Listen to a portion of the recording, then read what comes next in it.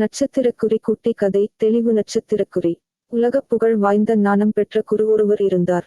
அவர் இறக்கும் தருவாயில் இருக்கும் பொழுது அவரின் சீடர்கள் அந்த குருவிடம் ஒரு கேள்வி எழுப்பினார்கள். எங்களுக்கு எல்லாம் நீங்கள் குருவாக இருக்கிறீர்கள், உங்களுக்கு யார் குரு என்று கேட்டனர். அந்த குரு சிரித்துவிட்டார். எனக்கு ஆன்மீகத்தில் எண்ணற்ற குருமார்கள் இருக்கிறார்கள். ஆனால் குறிப்பிட சொல்ல வேண்டுமானால் 3 பேரை கட்டாயம் சொல்ல வேண்டும். நட்சத்திரக்குறி என் முதல் குரு ஒரு நாய். நட்சத்திரக்குறி ஒரு முறை நான் ஆன்மீகத்தை தேடி எல்லாவற்றையும் துறந்து அலைந்து கொண்டிருந்த சமயம். அது ஒரு காடு. அப்போது எனக்கு மிகுந்த தாகம் ஏற்பட்டது. அருகிலேயே ஒரு சிறிய நீரோடை இருந்தது. சரி, நீர் குடிக்கலாம் என அதன் அருகே சென்றேன். அப்போது அங்கே ஒரு நாய் நீரோடைக்கு போவதும் திரும்புவதுமாக இருந்தது. உற்று கவனித்தேன். அது மிகவும் களைப்பாக இருந்தது. அதற்கும் நிறைய தாகம் போலிருக்கிறது. ஆனால் நீரோடைக்கு போனதும் அங்கே நீரில் தெரியும் தன் உருவத்தை பார்த்து பயந்து போய் திரும்பி வந்துவிட்டது.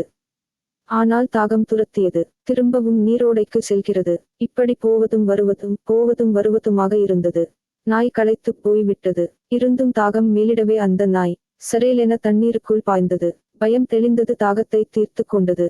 அப்போதுதான் உணர்ந்து கொண்டேன், நம் தாகத்தை தணிக்க விடாமல் செய்வது பயம் மட்டுமே. ஆனால் தாகம் மேலிடம் போது நமக்குள் உருவாகும் தைரியமானது பயத்தை உடைத்து விடுகிறது என அறிந்து கொண்டேன். அதனால் அந்த நாய்தான் என் முதல் குரு.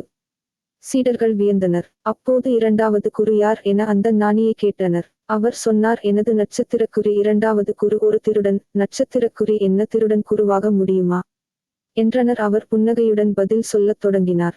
அந்த காட்டில் பசி மிகுதியால் நான் மிகவும் களைப்புற்று சோர்ந்து கிடந்தேன். அப்போது ஒருவர் வந்து என்னை கைத்தாங்கலாக தூக்கி அருகிலிருந்த தன் குடிசைக்கு அழைத்துச் சென்றார். எனக்கு உண்ண உணவும் குடிக்க நீரும் தந்தார்.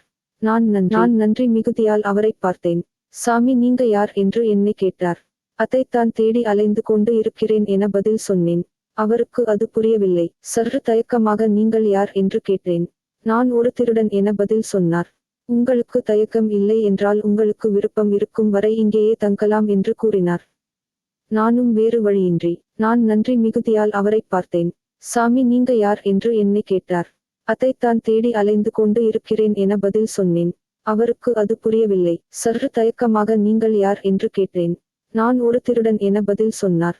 உங்களுக்கு தயக்கம் இல்லை என்றால் உங்களுக்கு விருப்பம் இருக்கும் வரை இங்கேயே தங்கலாம் என்று கூறினார். நானும் வேறு வழியின்றி ஒத்துக்கொண்டேன். அன்று இரவு அவர் தன் தொழிலுக்கு கிளம்பினார். மறுநாள் காலையில் வந்தார். என்னப்பா தொழில், எப்படி ஏதாச்சும் கிடைச்சதா என்றேன். இன்னைக்கு கிடைக்கல சாமி, நாளைக்கு கண்டிப்பா கிடைக்கும் என்றார். மறுநாளும் தொழிலுக்கு சென்றார். திரும்பி வந்ததும் மீண்டும் அதே கேள்வியை கேட்டேன். இன்னைக்கு இல்ல சாமி, நாளைக்கு கண்டிப்பா கிடைக்கும் என்று பதில் சொன்னார்.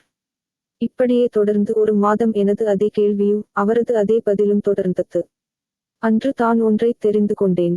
சாதாரண பொருளை திருடக்கூடிய திருடனுக்கே இவ்வளவு பொறுமையும் நம்பிக்கையும் தேவைப்படுகிறது என்றால் மிகப்பெரிய செல்வமாகிய ஞானத்தை தேடக்கூடிய எனக்கு எவ்வளவு நம்பிக்கையும் பொறுமையும் தேவை என்பதை தெரிந்து கொண்டேன். அதனால் அந்த திருடன் தான் எனது 2வது குரு. சீடர்களுக்கு ஆர்வம் அதிகமாகிவிட்டது. உங்களுக்கும் தானே? அப்போ அந்த 3வது குரு யார் என்று கேட்டனர். அந்த ஞானி சொன்னார், நான் எல்லாவற்றையும் கற்றுக்கொண்ட பிறகு ஒரு ஊரில் ஒரு வீட்டில் தங்கியிருந்தேன். அப்போது அவ்வீட்டிலிருந்த 5 வயது குழந்தை ஒன்று வீட்டிலிருந்த விளக்கையே பார்த்து கொண்டிருந்தது. அந்த குழந்தையிடம் என் புத்திசாலித்தனத்தை காண்பிப்பதற்காக, பாப்பா, இந்த விளக்கில் வெளிச்சம் இருக்கிறதே, அது எங்கிருந்து வந்தது என தெரியுமா என கேட்டேன். அந்த குழந்தை சட்டென விளக்கை ஊதி அணைத்துவிட்டு, தாத்தா, இப்போ இந்த வெளிச்சம் எங்கே போச்சோ அங்கிருந்துதான் அந்த வெளிச்சம் வந்தது என பதில் சொன்னது.